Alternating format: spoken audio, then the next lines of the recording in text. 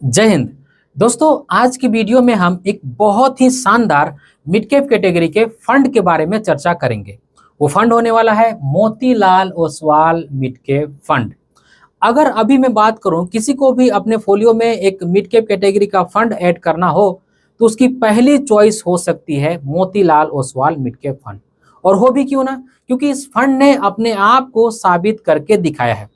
अगर मैं बात करूं मिड कैप कैटेगरी की फंड की, तो सबसे अच्छा परफॉर्मेंस करने वाला या फिर सबसे अच्छा रिटर्न देने वाला जो फंड निकल करके आया है वो है Motilal Oswal mid cap fund. लेकिन दोस्तों, जब भी हमें किसी भी फंड में इन्वेस्ट करना हो तो कम से कम बेसिक चीजें तो हमें जरूर जान लेनी चाहिए कि अगर हम इस फंड में अपना पैसा निवेश करते हैं तो हमारे पैसे को कैसे मैनेज किया जाएगा, कहाँ पे निवेश किया जाएगा। जब हम इन सारी चीजों को जानकर समझकर इन्वेस्ट करते हैं तो हम निश्चिंत रहते हैं, हमें मालूम होता है कि हमारे पैसे के साथ क्या किया जा रहा है, कहाँ पे निवेश किया जा रहा है, कैसे निवेश किया जा रहा है, किस तरह के स्टॉक्स में निवेश किया जा रहा है। तो आज की वीडियो में मुख्यतः दो चीजें हम जानने की कोशिश करेंगे। एक, सबसे पहला हम इस फंड का परफॉर्मेंस देखेंगे जो फिलहाल में बहुत ही शानदार रहा है, और दूसरा हम ये जानेंगे कि इस शानदार परफॉर्मेंस के पीछे आखिर वजह क्या है। क्या वजह है कि मोतीलाल ओसवाल इतना शानदार रिटर्न दे रहा है कि अपनी कैटेगरी में सबसे अच्छा रिटर्न देने वाला फंड बन गया, यहां तक कि क्वांट को भी पीछे छोड़ दिया। तो आज की वीडियो हमेशा की तरह बहुत इन्फॉर्मेटिव होगी, इसलिए मैं रिक्वेस्ट करूंगा आप सभी से कि इस वीडियो को अंत तक जरूर देखिएगा। तो स्वागत है आप सभी का एक नई वीडियो में। आशा करता हूं आप सब अच्छे होंगे। मैं हूं अनवर अंसारी, चलिए पेश करते हैं। तो अब आप देख सकते हैं हम आ गए हैं लैपटॉप की स्क्रीन के ऊपर। तो आप यहाँ देख सकते हैं कि Motilal Oswal mid cap fund का जो AUM साइज है वह है 14,445 करोड़ रुपए के आसपास में। और अगर मैं 3 मंथ का एब्सोल्यूट रिटर्न चेक करूं तो आप यहाँ देख सकते हैं 27.86%, यानी कि ऑलमोस्ट कह सकते हैं कि 28% के आसपास में है, जो कि मिड कैप कैटेगरी में सबसे ज़्यादा है। वहीं पे अगर मैं 6 मंथ का एब्सोल्यूट रिटर्न चेक करूं तो आप यहाँ देख सकते हैं 33.64%, यानी कि ऑलमोस्ट कह सकते हैं कि 33.5% का रिटर्न रहा है, जो कि अगेन मिड कैप कैटेगरी में सबसे ज़्यादा है।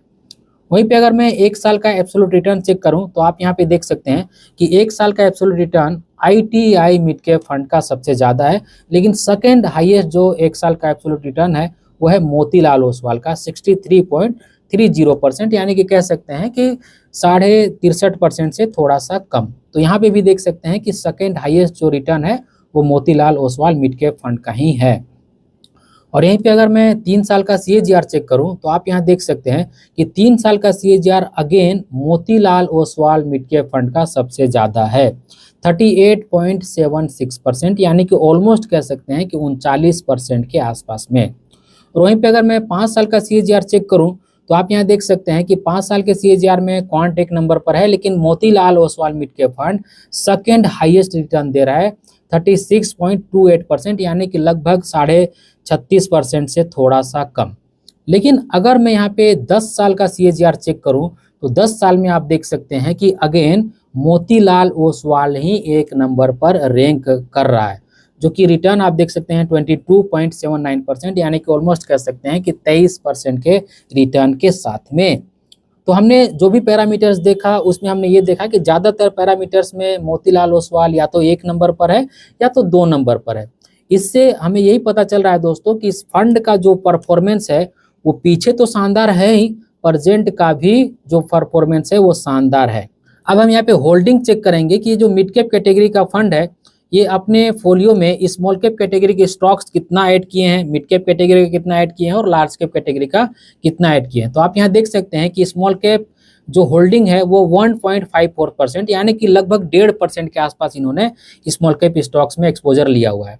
वहीं पे बात की जाए मिड कैप स्टॉक्स की तो 69.14%, यानी कि कह सकते हैं कि ऑलमोस्ट 70% के आसपास का जो स्टॉक्स का होल्डिंग है इनके पोर्टफोलियो में वो मिड कैप है। अब क्योंकि ये मिड कैप कैटेगरी के फंड है तो अच्छी बात है कि इनके पोर्टफोलियो में ज़्यादा मिड कैप है, और सबसे ज़्यादा जो होल्डिंग है मिड कैप स्टॉक्स का वो मोतीलाल ओसवाल में ही है। यानी कि मिड कैप कैटेगरी में ये ऐसे फंड भी हैं जिनके फोलियो में सबसे ज़्यादा मिड कैप कैटेगरी के स्टॉक्स का होल्डिंग है। लार्ज कैप की बात करें 12.48%, यानी कि ऑलमोस्ट कह सकते हैं कि 12.5% का होल्डिंग इनका लार्ज कैप स्टॉक्स में भी है। और ओवरऑल इक्विटी की अगर बात की जाए दोस्तों तो 83.17%, यानी कि ऑलमोस्ट कह सकते हैं कि 83% के आसपास में इक्विटी में होल्डिंग है। तो इनके पास अच्छा खासा पैसा कैश में पड़ा हुआ है। तो आप इसी बात से अंदाजा लगाइए कि इन्होंने सिर्फ 83% के आसपास ही पैसा निवेश करके रखा है, तब इस फंड का इतना शानदार रिटर्न है। अगर ये सही तरीके से बाकी का जो रिमाइंड पैसा है उसको भी इन्वेस्ट कर देते हैं तो यकीनन इस रिटर्न में थोड़ा सा इजाफा और जरूर होगा। लेकिन शायद इनको ऐसा लग रहा हो कि भाई अभी सही समय नहीं है, अपॉर्चुनिटी मिल सकता है, इसलिए थोड़ा सा बड़ा पैसा अपने पास कैश में होल्ड करके रखे हैं। डेट में इन्होंने एक भी पैसा इन्वेस्ट नहीं किया है। तो आप देख सकते हैं कि 83% पैसा इन्होंने ओवरऑल जो इक्विटी में इन्वेस्ट करके रखा है। और भी कुछ बाकी की डिटेल में आप सभी को दिखा दूं तो यहाँ पे सीधे चलते हैं पोर्टफोलियो में। दोस्तों आप यहाँ देख सकते हैं, जैसा कि मैंने कहा कि 83% पैसा इनका इक्विटी में इन्वेस्टेड है। यहाँ पे कैश एंड इक्विवेलेंट में देख सकते हैं 16.83%, यानी कि ऑलमोस्ट कह सकते हैं कि 17% पैसा जो है इन्होंने वो कैश में रखा हुआ है। अब हम ये जानने की कोशिश करते हैं दोस्तों कि आखिर इनका जो पोर्टफोलियो है या फिर इस फंड का जो रिटर्न है इतना शानदार आखिर क्यों है। तो मेरे ख्याल से इसके पीछे 3 कारण है। सबसे पहला कारण यह है कि सही स्टॉक्स और सही सेक्टर का चयन करना, दूसरा सही समय पर उसमें बदलाव करना, और तीसरा इनका जो पोर्टफोलियो है वो बहुत ही एग्रेसिव है। अब मैं ऐसा कह रहा हूं तो इसके पीछे कोई कारण है, मैं अभी आपको कारण दिखाऊंगा। इनका जो स्टॉक्स का पोर्टफोलियो है वो बहुत ही एग्रेसिव है। सबसे पहले मैं आपको इनका जो सेक्टर डिस्ट्रीब्यूशन है उसको दिखा देता हूं, जिसमें ये लगातार चेंज कर रहे हैं। यहाँ पे सेक्टर वेटेज देख सकते हैं। अगर मैं बात करूं जून 2023 की, तो यहाँ पे टू व्हीलर्स में आप देख सकते हैं इनका जो एक्सपोजर था वो 9.92% था, जिसे इन्होंने जुलाई 2024 में कर दिया 6.16%।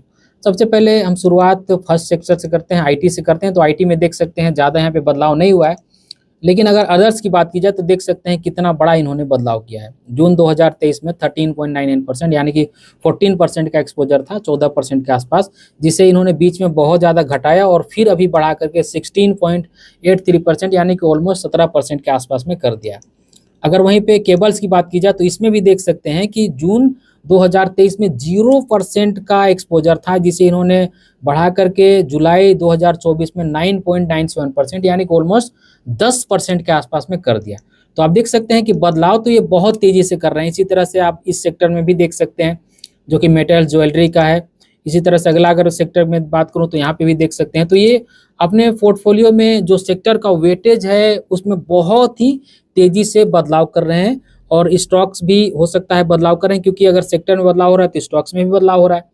तो अपने पोर्टफोलियो में बहुत ही तेजी से ये बदलाव कर रहे हैं। एक रीजन तो ये भी है, जैसा कि मैंने कहा, सबसे पहला रीजन ये है कि स्टॉक्स और सेक्टर का सही से सिलेक्शन करना और समय समय पर बदलाव करना, जो कि हमें यहाँ पे देखने को मिल रहा है। और तीसरा मैंने कहा कि इनका जो पोर्टफोलियो है बहुत ही एग्रेसिव है।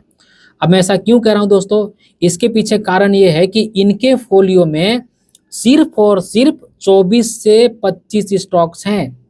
अब आप सोचिए कि ये लगभग 14,500 करोड़ रुपए का एसेट्स मैनेज कर रहे हैं, और इस एसेट्स को मैनेज करने के लिए सिर्फ 24 से 25 स्टॉक्स हैं। तो कितना एग्रेसिव इनका फोलियो हो गया।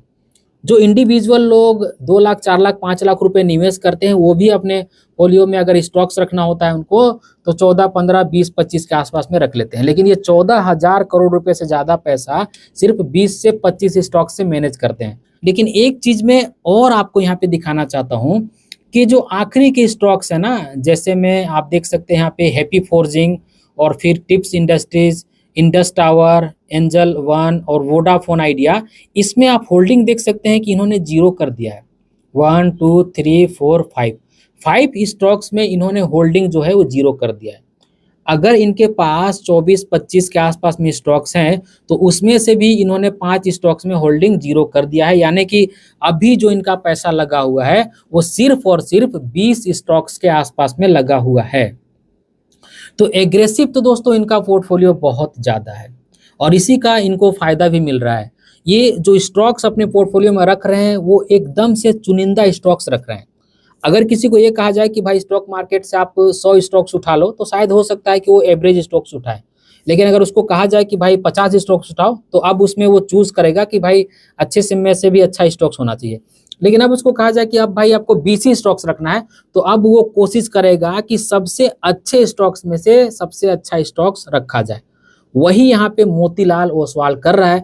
स्टॉक्स अपने पोर्टफोलियो में लिमिटेड रखा है, लेकिन इनके रिसर्च में जो स्टॉक सबसे अच्छे से भी अच्छा है, जिनमें ग्रोथ आ सकता है, उनको अपने फोलियो में रखा है। लेकिन इन सारी चीज़ों को देख करके तो एक बात कहा जा सकता है कि भाई इनका जो फोलियो है वो बहुत ज़्यादा एग्रेसिव है।